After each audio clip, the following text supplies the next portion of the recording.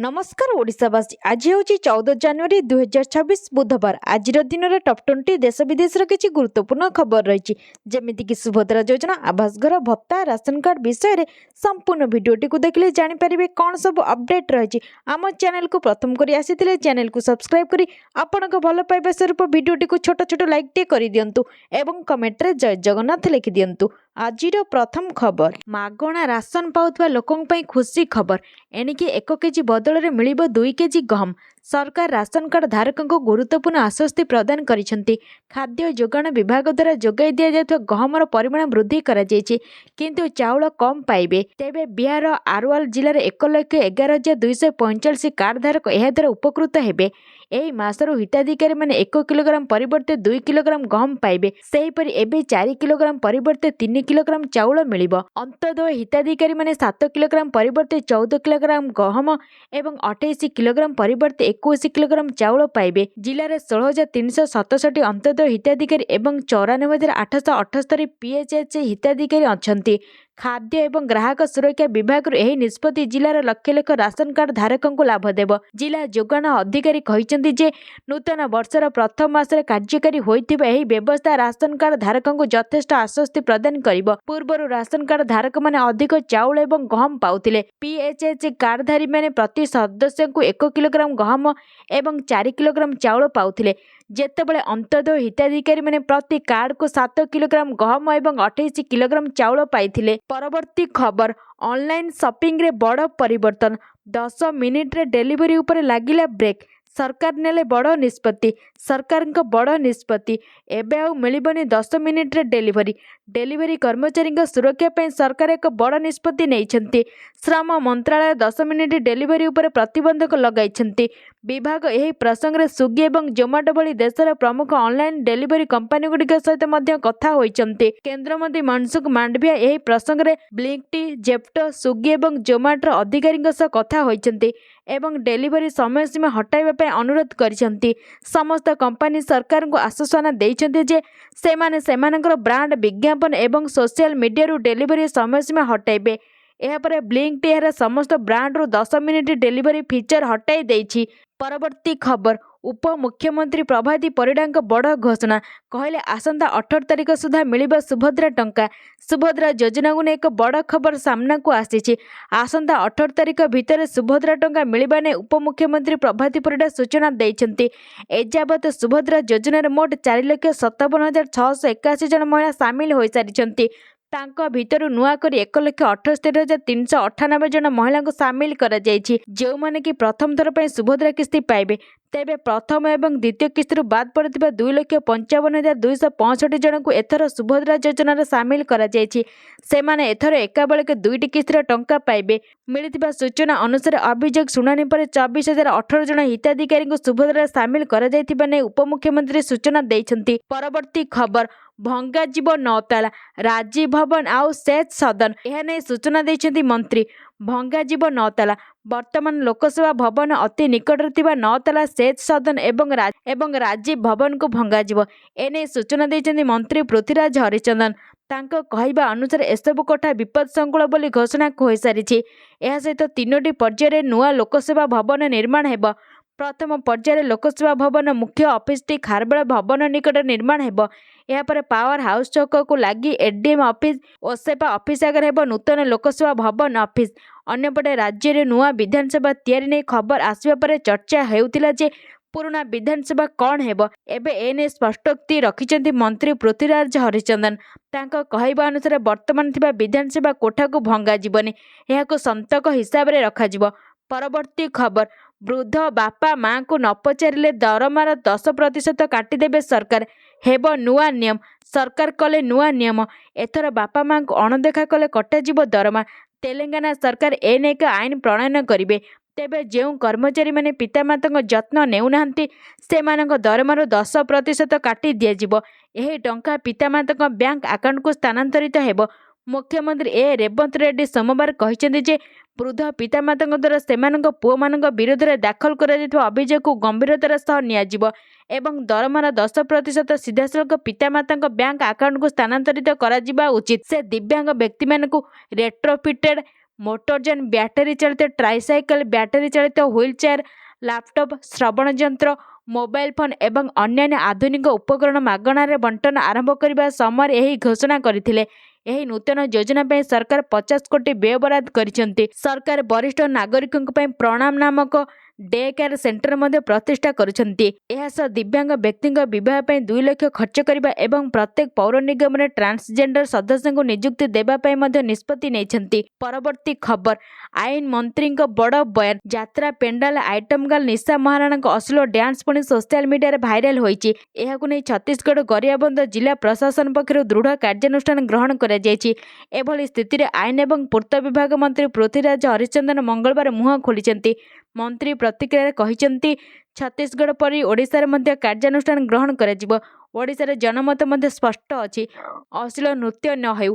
ଏନେଇ ଆୟୋଜକ ଏବଂ ଯାତ୍ରା ପାର୍ଟି ମାଲିକଙ୍କୁ ମଧ୍ୟ ଅବଗତ କରାଯାଇଛି। ସଂସ୍କୃତି ବିଭାଗ ଏବଂ ରାଜ୍ୟ ସରକାରଙ୍କ ପକ୍ଷରୁ ଅବଗତ କରାଯାଇଛି। ଅନ୍ୟପକ୍ଷେ ଆଗକୁ ଖଣ୍ଡଗିରି ଯାତ୍ରା ଥିବାବେଳେ ପେଣ୍ଡାଲ ଅଶ୍ଳୀଳ ନୃତ୍ୟ ପରିବେଷଣ କଲେ ପରିଣାମ ସାମ୍ନା କରିବାକୁ ପଡ଼ିବ ବୋଲି ମନ୍ତ୍ରୀ ଗଣମାଧ୍ୟମକୁ ମଙ୍ଗଳବାର ପ୍ରକାଶ କରିଛନ୍ତି। ପରବର୍ତ୍ତୀ ଖବର, ଇରାନରେ ରାଜନୈତିକ ଅଶାନ୍ତି ସଙ୍କଟରେ ଭାରତୀୟ ବାସୁମତୀ ଚାଉଳ ରପ୍ତାନି। ଇରାନରେ ଜାରି ରହିଥିବା ରାଜନୈତିକ ଅସ୍ଥିରତା ଓ ଆର୍ଥିକ ସଙ୍କଟ ଯୋଗୁଁ ଭାରତର ବାସୁମତୀ ଚାଉଳ ରପ୍ତାନି ବାଧାପ୍ରାପ୍ତ ହୋଇଛି। ଗୋଟିଏ ସମୟରେ ଭାରତୀୟ ବାସୁମତୀର ସବୁଠାରୁ ବଡ଼ କ୍ରେତା ଥିବା ଇରାନର ଚାହିଦା ଏବେ ବହୁ ପରିମାଣରେ ହ୍ରାସ ପାଇଛି, ଯାହା ରପ୍ତାନିକାରୀଙ୍କ ମଧ୍ୟରେ ଅନିଶ୍ଚିତତା ସୃଷ୍ଟି କରିଛି। ରିପୋର୍ଟ ଅନୁଯାୟୀ ପ୍ରାୟ 1,500 କୋଟି ଟଙ୍କାରୁ ଅଧିକ ମୂଲ୍ୟର ବାସୁମତୀ ଚାଉଳ ବର୍ତ୍ତମାନ ଇରାନ ବନ୍ଦରଗୁଡ଼ିକରେ ଅଟକି ରହିଛି। ପେମେଣ୍ଟ ବା ବକେୟା ଟଙ୍କା ମିଳିବାରେ ବିଳମ୍ବ ହେଉଥିବାରୁ ଇଣ୍ଡିଆନ ରାଇସ୍ ଏକ୍ସପୋର୍ଟସ ଫେଡେରେସନ ରପ୍ତାନିକାରୀଙ୍କୁ ସତର୍କ ରହିବାକୁ ପରାମର୍ଶ ଦେଇଛନ୍ତି। ଏହା ନେଇ ସୂଚନା ରହିଛି। ପରବର୍ତ୍ତୀ ଖବର, ବିବାହ ପାଇଁ ବାପା ମା କରିପାରିବେନି ଫୋର୍ସ। ବିବାହ ନିଷ୍ପତ୍ତିରେ ଝିଅର ସ୍ୱୀକୃତି ଗୁରୁତ୍ୱପୂର୍ଣ୍ଣ। ଅଭିଭାବକ କୌଣସି ନିଷ୍ପତ୍ତି ନେବା ପୂର୍ବରୁ ଝିଅର ସ୍ୱୀକୃତି ନେବା ନିହାତି ଆବଶ୍ୟକ। ଏ ସମ୍ପର୍କିତ ଏକ ମାମଲାର ଶୁଣାଣି ବେଳେ ଗୁରୁତ୍ୱପୂର୍ଣ୍ଣ ରାୟ ଦେଇଛନ୍ତି ଓଡ଼ିଶା ହାଇକୋର୍ଟ। ବିବାହ ପରେ କାକଟପୁର ଅଞ୍ଚଳରେ ଝିଅ ନିଖୋଜ ଥିବା ନେଇ ବାପା ଅଭିଯୋଗ କରିଥିଲେ। ଏନେଇ ଦାୟର ଏକ ହେବିୟସ୍ କର୍ପସ୍ ପିଟିସନର ଶୁଣାଣି ହାଇକୋର୍ଟରେ ହୋଇଥିଲା। ହାଇକୋର୍ଟ କହିଛନ୍ତି, ବିବାହ ପାଇଁ ଅଭିଭାବକ ଏମିତି କିଛି ନିଷ୍ପତ୍ତି ନେବା ପୂର୍ବରୁ ଝିଅର ଅନୁମତି ନିଆଯିବା ଉଚିତ। ଯେତେବେଳେ ଜଣେ ଝିଅ ବିବାହ ପାଇଁ ପ୍ରସ୍ତୁତ ନଥାଏ, ବାହ୍ୟ ବଳ ପ୍ରୟୋଗ କରି ତାଙ୍କୁ ବାହା ଦେବା ସୁସ୍ଥ ସମାଜ ପାଇଁ ଭଲ ନୁହେଁ। ଅଭିଭାବକ ନିଜ ନିଷ୍ପତ୍ତି ପିଲାଙ୍କ ଉପରେ ଲଦିଦେବା ଭାବନା ବିରୋଧରେ ପ୍ରଶାସନ ସଚେତନ କରିବା ଆବଶ୍ୟକ। ପରବର୍ତ୍ତୀ ଖବର, 10ମ ପାସ୍ ପିଲାଙ୍କ ପାଇଁ ବଡ଼ ନିଯୁକ୍ତି। ଡାକ ସେବାରେ 25,000ରୁ ଅଧିକ ପଦବୀ ଖାଲି। ବିନା ପରୀକ୍ଷାରେ ମିଳିବ ଚାକିରି। ସରକାରୀ ଚାକିରି ପାଇଁ ପ୍ରସ୍ତୁତ ହେଉଥିବା ଯୁବକ ଯୁବତୀଙ୍କ ପାଇଁ ଗୁରୁତ୍ୱପୂର୍ଣ୍ଣ ଖବର। ଡାକ ବିଭାଗ ତଥା ଇଣ୍ଡିଆ ପୋଷ୍ଟର ଗ୍ରାମୀଣ ଡାକ ସେବକ GDS 2026ରେ ନିଯୁକ୍ତିକୁ ନେଇ ବଡ଼ ଖବର ମିଳିଛି। ରିପୋର୍ଟ ଅନୁଯାୟୀ ଡାକ ବିଭାଗ 25,000ରୁ ଅଧିକ ଗ୍ରାମୀଣ ଡାକ ସେବକଙ୍କୁ ନିଯୁକ୍ତି ଦେବାକୁ ଯାଉଛି। ଏଥିପାଇଁ ପ୍ରସ୍ତୁତି ଆରମ୍ଭ ହୋଇସାରିଛି, ଯାହା ଦେଶରେ 25,000ରୁ ଅଧିକ ଗ୍ରାମୀଣ ଡାକ ସେବକ GDS ନିଯୁକ୍ତି ପାଇଁ ଏହି ସପ୍ତାହରେ ଏକ ବିଜ୍ଞପ୍ତି ପ୍ରକାଶ ପାଇବାର ସମ୍ଭାବନା ରହିଛି। ଆବେଦନ ପ୍ରକ୍ରିୟା ମଧ୍ୟ ଏହି ମାସରେ ଆରମ୍ଭ ହେବ। ଆଗ୍ରହୀ ଏବଂ ଯୋଗ୍ୟ ପ୍ରାର୍ଥୀମାନେ ଭାରତୀୟ poster official website India post gds.online.gov.in ଏହି ନିଯୁକ୍ତି ପାଇଁ ଆବେଦନ କରିପାରିବେ। ପରବର୍ତ୍ତୀ ଖବର, ଏହି ସପ୍ତାହରେ ସିଏମ୍ କିଷାନ ହିତାଧିକାରୀଙ୍କ ପାଇଁ ଏକ ଖୁସି ଖବର ଆସିବ 2,000 ଟଙ୍କା। ଓଡ଼ିଶା ସରକାରଙ୍କ ସିଏମ୍ କିଷାନ ଯୋଜନା ରାଜ୍ୟର କୃଷକମାନଙ୍କ ପାଇଁ ଏକ ଗୁରୁତ୍ୱପୂର୍ଣ୍ଣ ସହାୟତା ଯୋଜନା। ଏହି ଯୋଜନା ମାଧ୍ୟମରେ ଛୋଟ, ସୀମାନ୍ତ ଓ ଭୂମିହୀନ କୃଷକମାନେ ଆର୍ଥିକ ସହଯୋଗ ପାଉଛନ୍ତି। ଏହି ରାଶି ବର୍ଷରେ 2ଟି କିସ୍ତି ହିସାବରେ 2,000 ଲେଖାଏଁ 4,000 ଟଙ୍କା ମିଳିଥାଏ। ଯେଉଁମାନେ ନୂଆ 31 ଡିସେମ୍ବର ସୁଦ୍ଧା ପଞ୍ଜୀକରଣ ସମୟରେ ଆଧାର କାର୍ଡ଼, ବ୍ୟାଙ୍କ ଖାତା ସୂଚନା ଓ ଜମି ସମ୍ପର୍କିତ ଅପଡେଟ୍ କରିଥିଲେ, ଯେଉଁମାନେ ସମୟସୀମା ମଧ୍ୟରେ ପଞ୍ଜୀକରଣ ନ କରିଥିଲେ, କୃଷକମାନେ ଯୋଜନାର ଲାଭରୁ ବଞ୍ଚିତ ହୋଇଯିବେ। ସରକାର କୃଷକମାନଙ୍କୁ ଅନୁରୋଧ ମଧ୍ୟ କରିଥିଲେ ଏବଂ ସୂଚନାଯୋଗ୍ୟ ଏହି ସପ୍ତାହରେ ମିଳିବ ସିଏମ୍ କିଷାନର ଆଗାମୀ କିସ୍ତି 2,000 ଟଙ୍କା। ପରବର୍ତ୍ତୀ ଖବର, ଆଜି ଭାରତ ନ୍ୟୁଜିଲାଣ୍ଡ ଦ୍ୱିତୀୟ ଦିନିକିଆ ରାଜକୋଟରେ କିଏ କରିବ ରାଜ? ନ୍ୟୁଜିଲାଣ୍ଡ ବିପକ୍ଷ ଦ୍ୱିତୀୟ ଦିନିକିଆ ମ୍ୟାଚ୍ ବୁଧବାର ଖେଳାଯିବ ରାଜକୋଟରେ। ରବିବାର ଭାରତୀୟ ଦଳ ବିରାଟ କୋହଲିଙ୍କ 93 ରନ୍ ପାଳିବଳରେ 3 ମ୍ୟାଚ୍ ଶୃଙ୍ଖଳାରେ 1-0 ଆଗୁଆ ହୋଇଛି। ଅନ୍ୟପକ୍ଷରେ ବିଜୟ ଧାରାରେ ଥିବା ନ୍ୟୁଜିଲାଣ୍ଡ ଦଳକୁ ଭାରତ ରୋକିବାରେ ସକ୍ଷମ ହୋଇଥିଲେ ମଧ୍ୟ ପ୍ରଥମ ଦିନିକାରେ ସେଭଳି ପ୍ରଭାବ ଖେଳିପାରିନଥିବାରୁ ବୁଧବାର ସିରିଜ୍ ପୋଛିପାରିବ କି ବୋଲି ପ୍ରଶ୍ନ କରିଛନ୍ତି ପ୍ରଶଂସକ। କୋହଲି ହେ ତ ମୁମକିନ ହେ ଭଳି କଥାରେ ପ୍ରଶଂସକମାନେ ତ ଆତ୍ମବିଶ୍ୱାସରେ ଅଛନ୍ତି। ଭାରତୀୟ ଦଳ କିନ୍ତୁ ଭଦୋଦରାରେ 98ତମ ଓଭର ପର୍ଯ୍ୟନ୍ତ ବାନ୍ଧି ହୋଇ ରହିଥିବାରୁ ସାମାନ୍ୟ ଚାପରେ ରହିଛି। ଶୁଭମନ ଗିଲଙ୍କ ଦଳ ପୁଣିଥରେ ରୋହିତ ଶର୍ମା ଓ ବିରାଟ କୋହଲିଙ୍କ ଉପରେ ଏବେ ବି ନିର୍ଭରଶୀଳ କି ନୁହେଁ ପରୀକ୍ଷା ଦେଇ ଚାଲିଛି। ପ୍ରଥମ ମ୍ୟାଚରେ ୱାଶିଂଟନ ସୁନ୍ଦର ଆହତ ହେବା ପରେ ତାଙ୍କ ତାଙ୍କ ବଦଳରେ ଆୟୁଷ ବଦନୀଙ୍କୁ ସାମିଲ କରାଯାଇଛି। ବୁଧବାର ସୁନ୍ଦରଙ୍କ ବଦଳରେ ବଦନୀ କି ନୀତିଶ ରେଡ୍ଡି ଖେଳିବେ ସ୍ପଷ୍ଟ କରାଯାଇ ନାହିଁ। ଏହା ନେଇ ସୂଚନା ରହିଛି। ପରବର୍ତ୍ତୀ ଖବର, ଏମାନଙ୍କୁ ମିଳିବ ପକ୍କା ଘର। 34 ଲକ୍ଷ ଲୋକଙ୍କର ଆସିଲା ସର୍ଟଲିଷ୍ଟ। ତାଲିକାରେ ଆପଣଙ୍କ ନାମ ଅଛି କି ନାହିଁ ଚେକ୍ କରିନିଅନ୍ତୁ। ଗରିବ ଲୋକଙ୍କୁ ପଞ୍ଚାୟତିରାଜ ବିଭାଗର ନୂଆବର୍ଷ ଉପହାର ଦେଇଛନ୍ତି। ଜାନୁଆରୀ ମାସରେ 10 ଲକ୍ଷ ହିତାଧିକାରୀଙ୍କୁ ପକ୍କା ଘର ମିଳିବ। ପ୍ରଧାନମନ୍ତ୍ରୀ ଆବାସ ଯୋଜନା ପାଇଁ 37 ଲକ୍ଷ ଆବେଦନ ହୋଇଛି। 34 ଲକ୍ଷଙ୍କୁ ସର୍ଟଲିଷ୍ଟ କରାଯାଇ କେନ୍ଦ୍ର ସରକାରଙ୍କୁ ତାଲିକା ଦିଆଯାଇଛି। ପୂର୍ବରୁ ପଞ୍ଚାୟତିରାଜ ମନ୍ତ୍ରୀ ଘୋଷଣା କରି କହିଥିଲେ, ଆଉ ରହିବନି ବିଜୁ ପକ୍କା ଘର ସ୍କିମ୍, ସମସ୍ତଙ୍କୁ ମିଳିବ ଘର। କୌଣସି ଯୋଗ୍ୟ ହିତାଧିକାରୀ ସରକାରୀ ଆବାସରୁ ବଞ୍ଚିତ ହେବେ ନାହିଁ। ଅନ୍ୟପଟେ ପ୍ରଧାନମନ୍ତ୍ରୀ ଆବାସ ଯୋଜନାର ଯୋଗ୍ୟତା ମାପଦଣ୍ଡକୁ କୋହଳ ସରକାର କରିଛନ୍ତି। ସର୍ବାଧିକ ମାସିକ ଆୟ 10,000ରୁ 15,000କୁ ବଢ଼ାଇଛନ୍ତି। ସେହିପରି ପୂର୍ବ ମାପଦଣ୍ଡରେ ଅନେକ ପରିବର୍ତ୍ତନ କରୁଛନ୍ତି। ପରବର୍ତ୍ତୀ ଖବର, 18ରୁ ଶୀତରେ ଲାଗିବ ବ୍ରେକ୍। ରାଜ୍ୟରେ ପୁଣି ଲେଉଟିଛି ଶୀତ। ବିଭିନ୍ନ ସହରରେ ପାରଦ 3ରୁ 4 ଡିଗ୍ରୀ ପର୍ଯ୍ୟନ୍ତ ହ୍ରାସ ପାଇଥିବା ବେଳେ ଆଗାମୀ ଦିନରେ ତାପମାତ୍ରା ଆହୁରି ନିମ୍ନଗାମୀ ହୋଇ ଶୀତ ଆହୁରି ବଢ଼ିବ ବୋଲି ଆଞ୍ଚଳିକ ପାଣିପାଗ ବିଭାଗ କେନ୍ଦ୍ର ପୂର୍ବାନୁମାନ କରାଯାଇଛି। ଏଭଳି ସ୍ଥିତିରେ ରାଜ୍ୟରେ 17 ତାରିଖ ଯାଏଁ ଶୀତ ଜାରି ରହିବ। ହେଲେ ପଶ୍ଚିମା ଝଡ଼ ପ୍ରଭାବରେ 18 ତାରିଖରୁ ତାପମାତ୍ରା ବୃଦ୍ଧି ଘଟି ଶୀତରେ ବ୍ରେକ୍ ଲାଗିବ ବୋଲି ସୂଚନା ଦେଇଛନ୍ତି ପାଣିପାଗ ବିଜ୍ଞାନୀ ଉମାଶଙ୍କର ଦାସ। ଏପରିକି ମଙ୍ଗଳବାର ଏବଂ ବୁଧବାର ଝାରସୁଗୁଡ଼ା, ଅନୁଗୁଳ, ବୌଦ୍ଧ ଜିଲ୍ଲାକୁ ଥଣ୍ଡା ପାଇଁ ୟେଲୋ ୱାର୍ଣ୍ଣିଂ ଦିଆଯାଇଥିବା ବେଳେ ଗୁରୁବାର ସୁନ୍ଦରଗଡ଼, ଝାରସୁଗୁଡ଼ା, ଢେଙ୍କାନାଳ, ଅନୁଗୁଳ, ବୌଦ୍ଧ, କଟକ, ଖୋର୍ଦ୍ଧା, କେନ୍ଦ୍ରାପଡ଼ା, ଜଗତସିଂହପୁର ଜିଲ୍ଲାକୁ ଆଲର୍ଟ ଜାରି କରାଯାଇଛି। ପରବର୍ତ୍ତୀ ଖବର, ନିଶାଙ୍କ ଅଶ୍ଳୀଳ ନାଚ ଭାଇରାଲ ପରେ ଆକ୍ସନରେ ଛତିଶଗଡ଼ ପ୍ରଶାସନ। 17 ଆୟୋଜକ ଗିରଫ, ବଦଳିଲେ ଉପଜିଲ୍ଲାପାଳ। ଯାତ୍ରା ପେଣ୍ଡାଲ ଆଇଟମ ଗାର୍ଲ ନିଶା ମହାରାଣାଙ୍କ ଅଶ୍ଳୀଳ ଡ୍ୟାନ୍ସ ପୁଣି ସୋସିଆଲ ମିଡିଆରେ ଭାଇରାଲ ହୋଇଛି। ଏହାକୁ ନେଇ ଛତିଶଗଡ଼ गरिଆବନ୍ଧ ଜିଲ୍ଲା ପ୍ରଶାସନ ପକ୍ଷରୁ ଦୃଢ଼ କାର୍ଯ୍ୟାନୁଷ୍ଠାନ ଗ୍ରହଣ କରାଯାଇଛି। ଛତିଶଗଡ଼ ପୋଲିସ 17 ଜଣ ଆୟୋଜକଙ୍କୁ ଗିରଫ କରିଥିବା ବେଳେ ଅପେରା ପାଇଁ ଅନୁମତି ଦେଇଥିବା ଉପଜିଲ୍ଲାପାଳ ତୁଳସୀ ଦାସ ମକରମଙ୍କୁ ଅନ୍ୟତ୍ର ବଦଳି କରାଯାଇଛି। ଅନ୍ୟପକ୍ଷେ ଯାତ୍ରା ପରିବେଷଣ ବେଳେ ଉପସ୍ଥିତ ଥିବା 3 ପୋଲିସ କର୍ମଚାରୀଙ୍କୁ ନିଲମ୍ବନ କରାଯାଇଛି। ଏହି ସୂଚନା ଦେଇଛନ୍ତି गरिଆବନ୍ଧ ଜିଲ୍ଲାପାଳ। ଆଗକୁ ଏହି ଘଟଣାର ପୁନରାବୃତ୍ତି ଯେଭଳି ନ ହେବ ସେଥିପ୍ରତି କଡ଼ା ନଜର ରଖାଯାଇଥିବା गरिଆବନ୍ଧ ଅତିରିକ୍ତ ଏସ୍ପି ଗଣମାଧ୍ୟମକୁ ପ୍ରକାଶ କରିଛନ୍ତି। ପରବର୍ତ୍ତୀ ଖବର, ଆଜି ମକର ବୁଡ଼ ପକାଇବେ ମୁଖ୍ୟମନ୍ତ୍ରୀ। କେନ୍ଦୁଝର ଜିଲ୍ଲା ପାଟନା ବ୍ଲକ ରାଜନଗର ରଘୁନାଥଜୀଉ ମଠ ସଂଲଗ୍ନ ବୈତରଣୀ ନଦୀଘାଟରେ ବୁଧବାର ମୁଖ୍ୟମନ୍ତ୍ରୀ ମୋହନ ଚରଣ ମାଝୀ ମକର ସଂକ୍ରାନ୍ତିରେ ବୁଡ଼ ପକାଇବେ। ଏନେଇ ଜିଲ୍ଲାପାଳଙ୍କ କାର୍ଯ୍ୟାଳୟ ପକ୍ଷରୁ ପତ୍ର ସଂଖ୍ୟା 118/26ରେ ବିଭିନ୍ନ ଅଧିକାରୀଙ୍କୁ ଦାୟିତ୍ୱ ବଣ୍ଟନ କରାଯାଇଛି। ଓଭରଅଲ୍ ସୁପରଭିଜନ ପାଇଁ ଉପଜିଲ୍ଲାପାଳ ଉମାଶଙ୍କର ଦଳାଇ, ବୈତରଣୀ ନଦୀଘାଟ ପାଇଁ ପାଟନା ତହସିଲଦାର ଅଶ୍ୱିନୀ କୁମାର ନାୟକ, ମଠ ପାଇଁ BDO Manas Kumar Dandapat, changing room ଦାୟିତ୍ୱରେ ପାଟନା ଅତିରିକ୍ତ ତହସିଲଦାର ଶରଣ କୁମାର ଜେନା ପ୍ରମୁଖ ରହିବେ। ଏନେଇ ପ୍ରଶାସନ ପକ୍ଷରୁ ତତ୍ପରତା ପ୍ରକାଶ ପାଇବା ସହ ପ୍ରସ୍ତୁତି ଚୂଡ଼ାନ୍ତ ପର୍ଯ୍ୟାୟରେ ପହଞ୍ଚିଛି। ପରବର୍ତ୍ତୀ ଖବର, ଏଥର ଅନଲାଇନରେ ହୋଇପାରେ ଯୁକ୍ତ 2 ଖାତା ଦେଖା। ପ୍ରଶ୍ନପତ୍ର ଲିକ୍ ରୋକିବ ଏଆଇ କ୍ୟାମେରା। ଚଳିତ ବର୍ଷ ଅନଲାଇନରେ ହୋଇପାରେ ଯୁକ୍ତ 2 ପରୀକ୍ଷା ଖାତା ଦେଖା। ଏଥିପାଇଁ କଳା ବିଭାଗ ପକ୍ଷରୁ ପ୍ରସ୍ତୁତି କରାଯାଉଛି। ଚୂଡ଼ାନ୍ତ ପାଇଁ ବଜେଟ୍ ଫାଇନାଲ ହୋଇନାହିଁ। ବଜେଟ୍ ମଞ୍ଜୁର ହେଲେ ସେ ପ୍ରତି ନିଷ୍ପତ୍ତି ନିଆଯାଇପାରେ ବୋଲି ଗଣଶିକ୍ଷା ମନ୍ତ୍ରୀ ନିତ୍ୟାନନ୍ଦ ଗଣ୍ଡ ସୂଚନା ଦେଇଛନ୍ତି। ସେହିଭଳି ଅନଲାଇନ ବ୍ୟବସ୍ଥାରେ ପରୀକ୍ଷା ଉତ୍ତର ଖାତା ମୂଲ୍ୟାୟନ କରାଯିବ। ଆନୁଷଙ୍ଗିକ ବ୍ୟବସ୍ଥା ପାଇଁ ଅର୍ଥ ପ୍ରଦାନ କରାଯିବ। ଟାଇମ୍ ପିରିୟଡ଼ ଭିତରେ ଖାତା ଦେଖା ହୋଇପାରିବ। ବିଭାଗ ଯୋଜନା କରୁଛି, ପ୍ରସ୍ତାବ ଯାଇଛି, ଆପ୍ରୁଭାଲ ମିଳିଲେ କାର୍ଯ୍ୟକାରୀ ହେବ। ଏଆଇ କ୍ୟାମେରା ଜଗିବ ପରୀକ୍ଷା ପ୍ରଶ୍ନପତ୍ର। ଗତଥର ବି ସିଏଚ୍ଏସ୍ଆଇରେ ଏଆଇ କ୍ୟାମେରା ଲାଗିଥିଲା, କୌଣସି ପ୍ରଶ୍ନପତ୍ର ଲିକ୍ ହୋଇନାହିଁ। ଯୁକ୍ତ 2 ପରୀକ୍ଷା ଛାତ୍ରଛାତ୍ରୀଙ୍କ ପାଇଁ ଗୁରୁତ୍ୱପୂର୍ଣ୍ଣ। ତେଣୁ ପ୍ରଶ୍ନପତ୍ର ଲିକ୍ ହେବ ବୋଲି ଚଳିତ ବର୍ଷ ଏଆଇ କ୍ୟାମେରାର ବ୍ୟବସ୍ଥା କରାଯାଇଥିବା ମନ୍ତ୍ରୀ କହିଛନ୍ତି। ପରବର୍ତ୍ତୀ ଖବର, ରାଜ୍ୟରେ ହେବ ନୂଆ କୋଇଲା ଗ୍ୟାସିଫିକେସନ ୟୁନିଟ୍। ବିଏଚ୍ଇଏଲ୍କୁ 5,400 କୋଟିର ଅର୍ଡର। ଝାରସୁଗୁଡ଼ା ଜିଲ୍ଲାର ଲଖନପୁରରେ ସ୍ଥାପନ ହେବାକୁ ଯାଉଛି ନୂଆ ଷ୍ଟେଟ୍ ଅଫ୍ ଆର୍ଟ କୋଇଲା ବାଷ୍ପୀକରଣ ୟୁନିଟ୍। ଏଥିଲାଗି ଭାରତ ହେଭି ଇଲେକ୍ଟ୍ରିକାଲ୍ସ ଲିମିଟେଡ୍ ବିଏଚ୍ଇଏଲ୍କୁ 5,400 କୋଟି ଇଞ୍ଜିନିୟରିଂ, ପ୍ରକ୍ୟୁରମେଣ୍ଟ ଏବଂ କନଷ୍ଟ୍ରକ୍ସନ ଇପିସି କଣ୍ଟ୍ରାକ୍ଟ ମିଳିଛି। ବିଏଚ୍ଇଏଲ୍ ଏବଂ କୋଲ ଇଣ୍ଡିଆ ଲିମିଟେଡ୍ ସିଆଇଏଲ୍ ଯୌଥ ଉଦ୍ୟୋଗ ଭାରତ କୋଲ ଗ୍ୟାସିଫିକେସନ ଏବଂ କେମିକାଲ୍ସ ଲିମିଟେଡ୍ ବିସିଜିସିଏଲ୍ ଏହି କଣ୍ଟ୍ରାକ୍ଟ ପ୍ରଦାନ କରିଛି। ନ୍ୟାସନାଲ କୋଲ ଗ୍ୟାସିଫିକେସନ ମିଶନ କ୍ଷେତ୍ରରେ ଏହା ଏକ ପ୍ରମୁଖ ମାଇଲଖୁଣ୍ଟ। 2030 ସୁଦ୍ଧା ଏହି ମିଶନରେ 100 ନିୟୁତ ଟନ୍ କୋଇଲା ବାଷ୍ପୀକରଣ ଲକ୍ଷ୍ୟ ରଖାଯାଇଛି। ଏଲ୍ଏସ୍ଟିକେ ଏକ ପ୍ୟାକେଜ ଅଧୀନରେ ଏହାକୁ ଡିଜାଇନ କରାଯାଇଛି। ଏଥିରେ design, engineering, supply, civil works, coal gasification under cleaning ପ୍ଲାଣ୍ଟର କାର୍ଯ୍ୟକ୍ଷମ କରିବା ସାମିଲ ରହିଛି। ଏହି ପ୍ରକଳ୍ପଟି କୋଇଲାରୁ ବୃହତ ଆମୋନିୟମ ନାଇଟ୍ରେଟ୍ କମ୍ପ୍ଲେକ୍ସର ଏକ ଅଂଶ। ଏହି ପ୍ଲାଣ୍ଟରେ ବିଏଚ୍ଇଏଲ୍ର ସ୍ୱଦେଶୀ ପ୍ରେସରାଇଜ୍ଡ ଫ୍ଲୁଇଡାଇଜ୍ଡ ବେଡ୍ ଗ୍ୟାସିଫିକେସନ ଟେକ୍ନୋଲୋଜି ବ୍ୟବହାର ହେବ।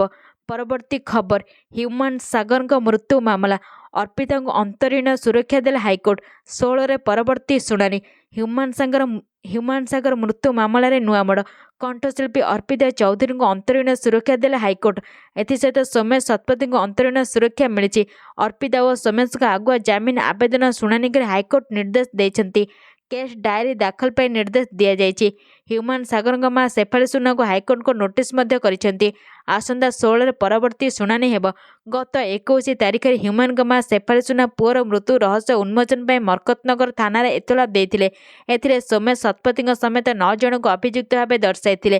ମା ଶେଫାଳି ହ୍ୟୁମାନଙ୍କ ମୃତ୍ୟୁର କିଛି ସନ୍ଦିଗ୍ଧ କାରଣ ମଧ୍ୟ ଦର୍ଶାଇଛନ୍ତି। ପରବର୍ତ୍ତୀ ଖବର, ପିଏଫ୍ ଆକାଉଣ୍ଟଧାରୀଙ୍କ ପାଇଁ ଆସିଲା ବଡ଼ ଖବର। 44,000 ଟଙ୍କା ଦେବେ ସରକାର। ଘରୋଇ କମ୍ପାନୀଗୁଡ଼ିକରେ କାମ କରୁଥିବା ପିଏଫ୍ କର୍ମଚାରୀମାନେ ଏବେ 2026 ଏବଂ 2027 ଆର୍ଥିକ ବର୍ଷ ପାଇଁ ସୁଧହାର ଘୋଷଣାକୁ ଉତ୍ସାହର ସହିତ ଅପେକ୍ଷା କରିଛନ୍ତି। ସମସ୍ତ ପିଏଫ୍ କର୍ମଚାରୀ ଏହି ଆର୍ଥିକ ବର୍ଷର ସୁଧହାର କେବେ ଘୋଷଣା କରାଯିବ ତାହା ଜାଣିବାକୁ ଚାହୁଁଛନ୍ତି। କେନ୍ଦ୍ର ସରକାର ଏଥର 8.75% ପର୍ଯ୍ୟନ୍ତ ସୁଧହାର ଘୋଷଣା କରିପାରନ୍ତି। ଏହାଦ୍ୱାରା ପ୍ରାୟ 8 କୋଟି କର୍ମଚାରୀ ଉପକୃତ ହେବେ। ଗତ 2024-2025 ଆର୍ଥିକ ବର୍ଷରେ 8.25% ସୁଧହାରକୁ ଅନୁମୋଦନ କରାଯାଇଥିଲା। ଏଥର 0.50% ବୃଦ୍ଧି ସମ୍ଭବ। ଫେବୃଆରୀରେ ସୁଧହାର ଚୂଡ଼ାନ୍ତ ହୋଇପାରେ ଏବଂ ଜୁନ୍ ସୁଦ୍ଧା ରାଶି ଆକାଉଣ୍ଟକୁ ସ୍ଥାନାନ୍ତର ହେବାର ସମ୍ଭାବନା ରହିଛି। ସୁଧହାର ସମ୍ପର୍କରେ ନିଷ୍ପତ୍ତି ଇପିଏଫ୍ର କେନ୍ଦ୍ରୀୟ ଟ୍ରଷ୍ଟି ବୋର୍ଡ ଏବଂ ଶ୍ରମ ଏବଂ ନିଯୁକ୍ତି ମନ୍ତ୍ରଣାଳୟ ମଧ୍ୟରେ ଏକ ବୈଠକରେ ନିଆଯିବ ବୋଲି ସମ୍ଭାବନା ରହିଛି।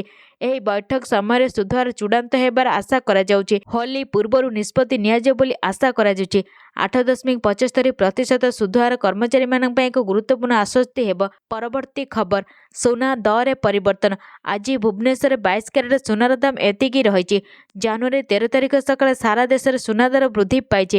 ରାଜଧାନୀ ଦିଲ୍ଲୀରେ 24 କ୍ୟାରେଟ ସୁନାର ମୂଲ୍ୟ 10 ଗ୍ରାମ ପ୍ରତି 1,42,310 ଟଙ୍କାରେ ପହଞ୍ଚିଛି। ମୁମ୍ବାଇରେ 10 ଗ୍ରାମ ପ୍ରତି 1,42,160 ଟଙ୍କାରେ ପହଞ୍ଚିଛି। ଆସନ୍ତୁ ଦେଶର କିଛି ପ୍ରମୁଖ ସହରରେ ସୁନା ଦର ଅନୁସନ୍ଧାନ କରିବା। ଦିଲ୍ଲୀରେ 24 କ୍ୟାରେଟ ସୁନାର 10 ଗ୍ରାମ ପ୍ରତି 1,42,310 ଟଙ୍କା ରହିଛି। 22 କ୍ୟାରେଟ ସୁନାର ମୂଲ୍ୟ 10 ଗ୍ରାମ ପ୍ରତି 1,30,460 ଟଙ୍କା ରହିଛି।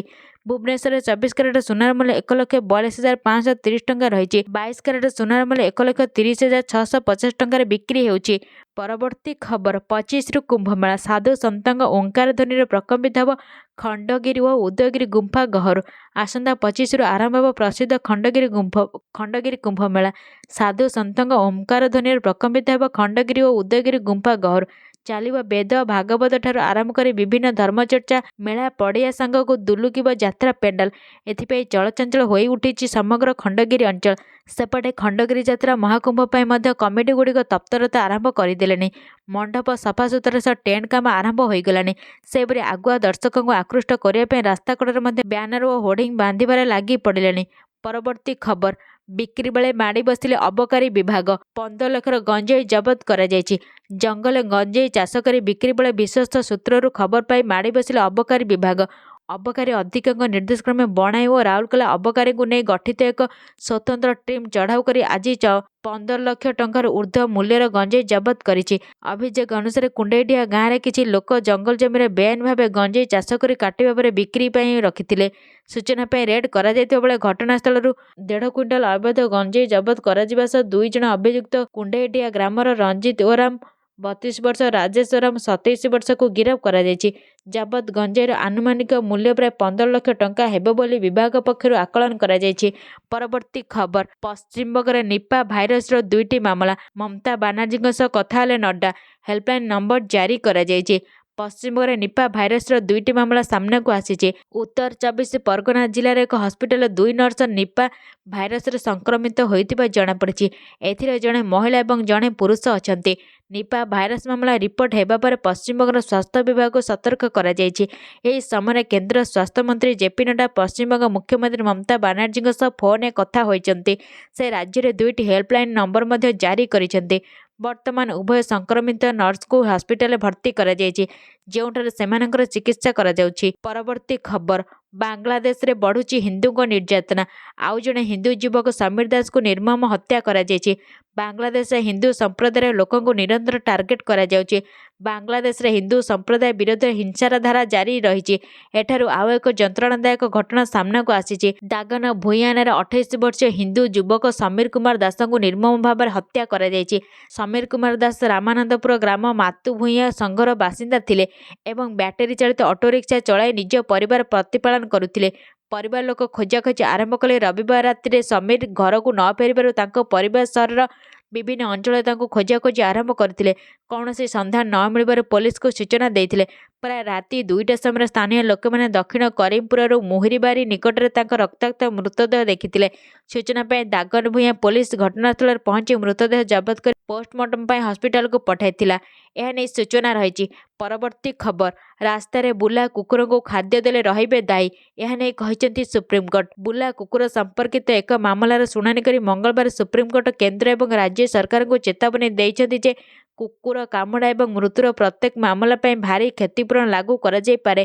କୋର୍ଟ ଏହା ମଧ୍ୟ କହିଛନ୍ତି ଯେ କୁକୁର କାମୁଡ଼ାର ପ୍ରଭାବ ଜୀବନବ୍ୟାପୀ ରହିଥାଏ। ତେଣୁ ଆକ୍ରମଣ ପାଇଁ କୁକୁର ଖାଦ୍ୟଦାତାଙ୍କୁ ମଧ୍ୟ ଦାୟୀ କରାଯିବା ଉଚିତ। ବିଚାରପତି ବିକ୍ରମନାଥ, ସନ୍ଦୀପ ମେହେଟ୍ଟା, ଏନ୍ଭି ଅଞ୍ଜାରିଆଙ୍କୁ ନେଇ ଗଠିତ ଖଣ୍ଡପୀଠ ମାମଲାର ଶୁଣାଣି କରିଥିଲେ। କୋର୍ଟ କହିଛନ୍ତି ପ୍ରତ୍ୟେକ କୁକୁର କାମୁଡ଼ା ଏବଂ ମୃତ୍ୟୁ ପାଇଁ ଆମେ ଆବଶ୍ୟକ ବ୍ୟବସ୍ଥା କରିବାରେ ବିଫଳ ରାଜ୍ୟଗୁଡ଼ିକ ଉପରେ ଭାରୀ କ୍ଷତିପୂରଣ ଲାଗୁ କରିବୁ। ଏହା ବ୍ୟତୀତ ଯେଉଁମାନେ କୁକୁରମାନଙ୍କୁ ଖାଦ୍ୟ ଦିଅନ୍ତି ସେମାନଙ୍କୁ ମଧ୍ୟ ଦାୟୀ କରାଯିବ। ପରବର୍ତ୍ତୀ ଖବର, ଏଥର ବଜେଟରେ ମଧ୍ୟବିତ୍ତଙ୍କ ପାଇଁ ବଡ଼ ଘୋଷଣା କରିବେ ଅର୍ଥମନ୍ତ୍ରୀ, ମିଳିବ ବଡ଼ ଆଶ୍ୱସ୍ତି। ଜାଣନ୍ତୁ କ'ଣ? 2027 ଆର୍ଥିକ ବର୍ଷର ବଜେଟ୍ ପାଇଁ କାଉଣ୍ଟଡାଉନ୍ ଆରମ୍ଭ ହୋଇଛି।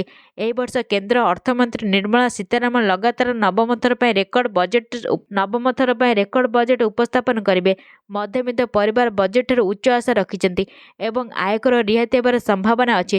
ବିଶ୍ୱ ମାନ୍ଦାବସ୍ଥା ମଧ୍ୟରେ ସ୍ୱାଧୀନ ଭାରତର 88ତମ ବଜେଟ୍ ବ୍ୟବହାରକୁ ପୁନର୍ଜୀବିତ କରିବାକୁ ଚେଷ୍ଟା କରିପାରେ। ଅର୍ଥନୀତିଜ୍ଞ ଏବଂ ଶିଳ୍ପ ସଂଗଠନଗୁଡ଼ିକ ବିଶ୍ୱାସ କରନ୍ତି ଯେ ଆର୍ଥିକ ପ୍ରତିବନ୍ଧକ ସତ୍ତ୍ୱେ ସରକାର ଘରୋଇ ଚାହିଦା ବଜାୟ ରଖିବା ପାଇଁ ଗତ ବର୍ଷର ଟିକସ ରିହାତି ଏବଂ ଜିଏସ୍ଟି ସଂସ୍କାରକୁ ବୃଦ୍ଧି କରିବେ। ଗତ ବଜେଟରେ ଉପଭୋଗକୁ ପ୍ରୋତ୍ସାହିତ କରିବା ପାଇଁ ଏକ ପ୍ରୟାସ କରାଯାଇଥିଲା। 12 ଲକ୍ଷ ପର୍ଯ୍ୟନ୍ତ ଆୟକୁ ଟିକସମୁକ୍ତ କରାଯାଇଥିଲା, ଯାହାଫଳରେ 12.75 ଲକ୍ଷ ପର୍ଯ୍ୟନ୍ତ ଆୟ କରୁଥିବା ଦରମା କରଦାତାଙ୍କୁ ଆଶ୍ୱସ୍ତି ମିଳିଥିଲା। ଏହା ସହିତ ଟିକସ ସ୍ଲାବରେ ମଧ୍ୟ ଗୁରୁତ୍ୱପୂର୍ଣ୍ଣ ପରିବର୍ତ୍ତନ କରାଯାଇଥିଲା ଏବଂ TDS TCS ସହ ଜଡ଼ିତ ନିୟମଗୁଡ଼ିକୁ ଆଶ୍ୱସ୍ତି କରାଯାଇଥିଲା। ସମ୍ପୂର୍ଣ୍ଣ ଭିଡ଼ିଓଟିକୁ ଦେଖୁଥିବାରୁ ଧନ୍ୟବାଦ।